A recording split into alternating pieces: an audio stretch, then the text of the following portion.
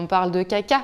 En fait, donc voilà, tout simplement pour dire les choses naturellement. Tu fais pas caca parce que t'es une femme, donc t'es glamour, donc t'es féminine, donc ça va pas avec ça. Je me sentais un petit peu dégoûtante en fait.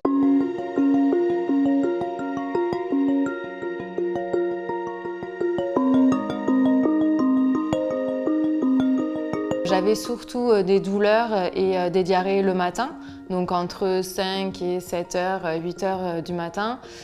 Donc je pouvais quand même avoir une vie plutôt normale, aller au lycée, sortir, faire du sport, etc. Et puis petit à petit, en fait, les douleurs et les diarrhées se sont étalées dans la journée. Le pire scénario, c'était d'avoir une urgence toilette, donc avoir un besoin très très pressant, urgent d'aller aux toilettes, là maintenant tout de suite, alors que je suis dans un bar et qu'il y a 10 personnes qui font la queue pour aller aux toilettes. Quand je sortais, je repérais les toilettes. J'ai même téléchargé une application pour avoir les toilettes en ville.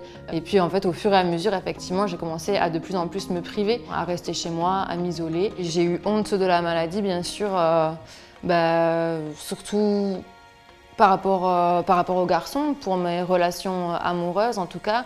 C'est vrai que on n'a pas envie d'expliquer. Le caca d'un côté ou de l'autre, c'est tabou, on n'a pas envie de savoir, on n'a pas envie d'en parler.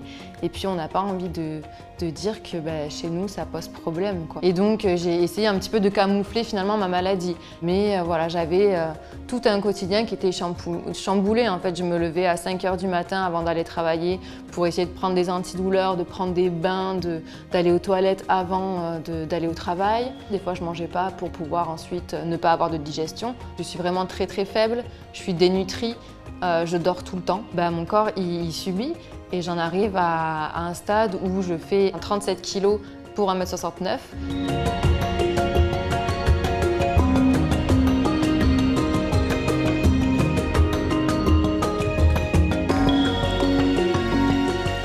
Donc sur le ventre, j'ai un morceau d'intestin qui dépasse et je vais coller une poche, comme un pansement, qui va recueillir les selles. Quand on vous met une stomie, on a toujours cette question un peu de féminité, cette idée qu'on se fait en fait qu'avec une poche, on va plus être féminine, on va plus être jolie, on va être mutilée en fait, ça va pas être beau. En plus, je suis sortie de ma convalescence en juillet, donc je suis allée à la plage et montrer mon corps tout de suite. Mais cette impatience de pouvoir reprendre ma vie, c'est vrai que finalement ça m'a aidée à accepter la poche de stomie.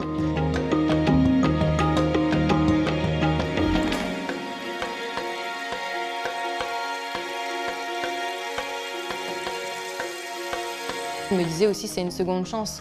Peut-être que j'aurais pas dû être là et cet été-là, il aurait pas dû se passer comme ça. Si j'avais pas eu la poche, il aurait été pourri cet été. J'aurais été à l'hôpital, j'aurais eu mal, ça aurait été une catastrophe. J'ai repris confiance en moi et puis j'ai repris du poids. J'ai repris 19 kilos. Là, je suis au meilleur de ma santé en fait et c'est le plus important.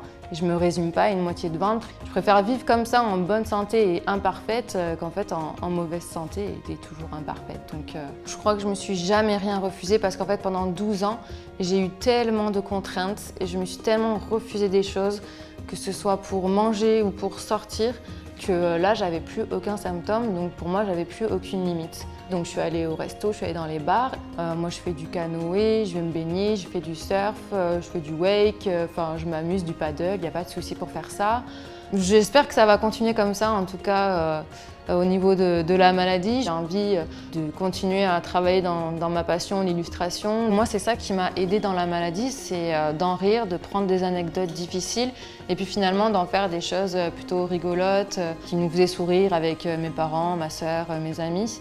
Je trouve que ça décoince quelque chose en fait. Ça le rend un peu plus ludique, un peu plus léger et du coup, on a tendance à plus s'y intéresser, plus écouter et mieux comprendre aussi.